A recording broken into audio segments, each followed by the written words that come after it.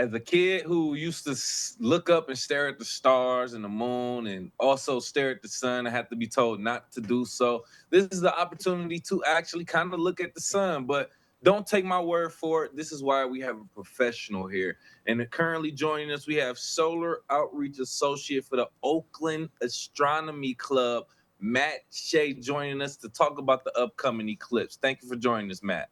Oh, I'm so happy to be here, guys.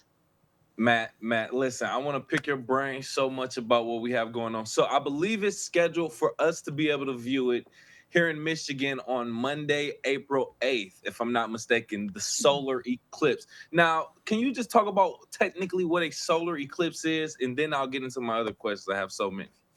Okay, sure thing.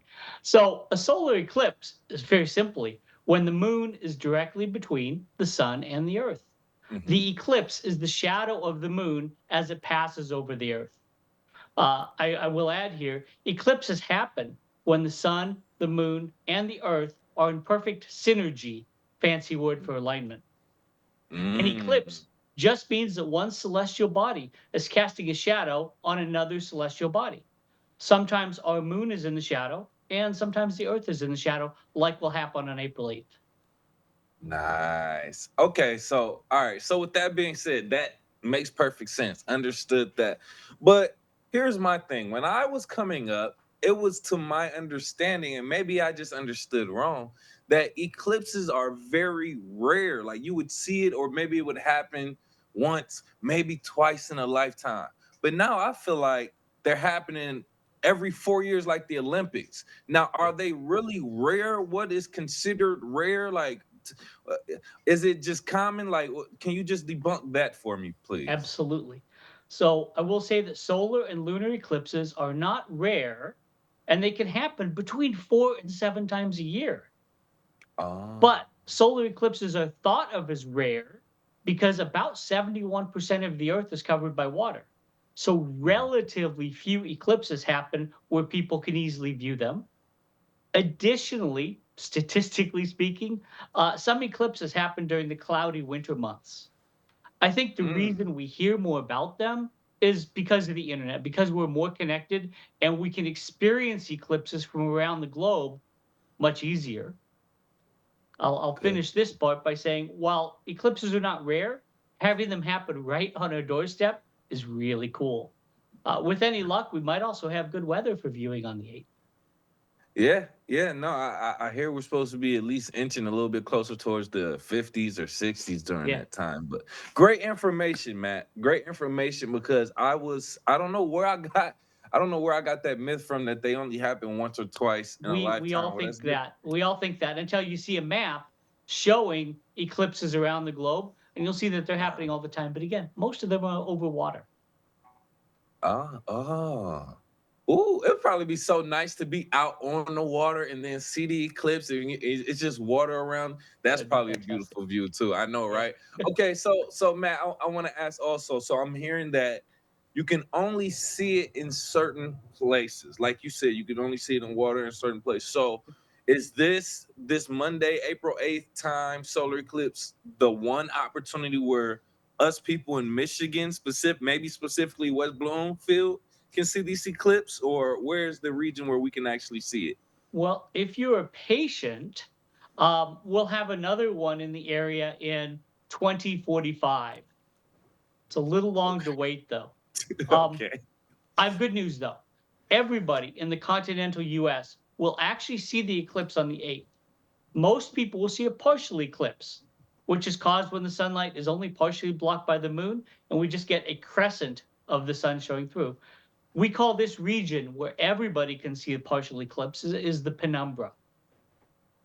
People directly under the full shadow of the eclipse, which is caused when all the sunlight is blocked by the moon, will see the full eclipse. We call this region the umbra, and that's a much smaller portion of the path. Uh, Mm. Anyone within the umbra is within the path of totality. We call it totality because the sunlight is totally blocked.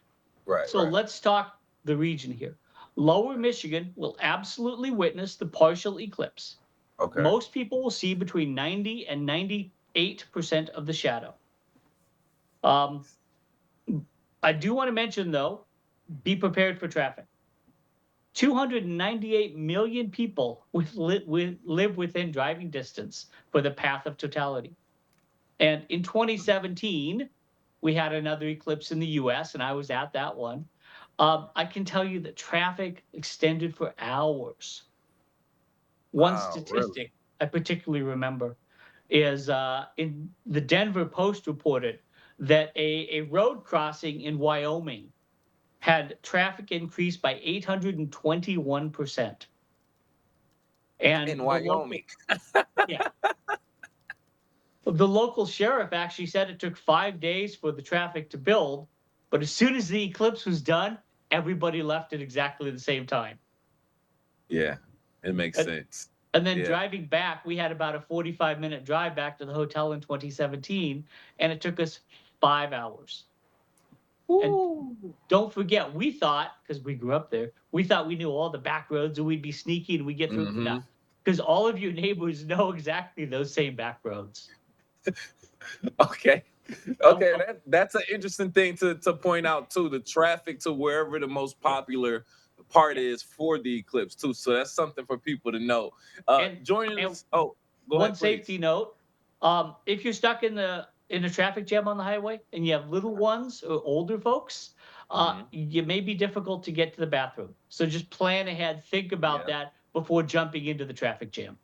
Yeah, good point. See, and that's why we have you here. Once again, Solar Outreach Associate for the Oakland Astronomy Club, Matt Schie, joining us talking about the upcoming eclipse that we can see on April 8th. Matt, I want to also ask you this too, right? Because that was a great point that you just pointed out. The fact that yeah, it built a lot of traffic, a lot of people wanted to see this in the most popular spot and area. And then soon as it was over, it was over. Like people just dispersed like that. So how long does an eclipse last? Is it for a split second? How do people enjoy it? Are we just getting pictures? Are people, just coming outside enjoying the earth? To how do you enjoy the eclipse? Well, so the best way to enjoy the eclipse is to get some solar safe glasses. Every public library in America is handing those glasses out, by the way. Um, Uh, and then you can just step outside and watch the eclipse. The eclipse is actually several hours long. In West mm, Bloomfield, the shadow of the moon is going to start to cover the sun at 1:58 p.m. The maximum amount of coverage, which is 98.1%, the maximum amount will happen at 3:14 p.m.